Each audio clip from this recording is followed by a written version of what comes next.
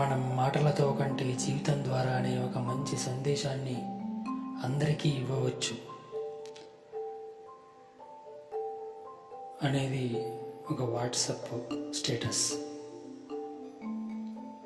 దానికి నేను ఇచ్చిన సమాధానం,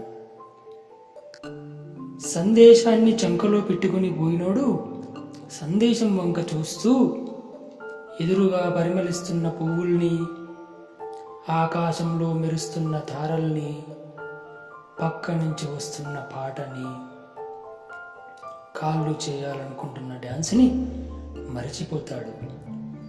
జీవితం ద్వారా సందేశం ఇవ్వాలనుకున్న ప్రతి వాడు జీవితాన్ని మిస్ అవుతాడు. అయ్యాడు, అవుతున్నాడు. చక్కెర తినడం మాన్పించాలంటే ముందు తాను మానాలి అన్న గాంధీ తన చివరి రోజుల్లో I have lost my private life అని అన్నాడు. అలాగే 8,000 సాంగ్స్ ప్రజల ఆనందం కోసం రాసిన ఠాగూర్ తను డెత్ బెడ్ పై ఉన్నప్పుడు, నా జీవితం మొత్తం తెగిపోయిన వీణతీగ సవరించడానికి సరిపోయింది, కానీ నేను పాడాలని వచ్చిన పాట మాత్రం పాడకుండానే మిగిలిపోయింది.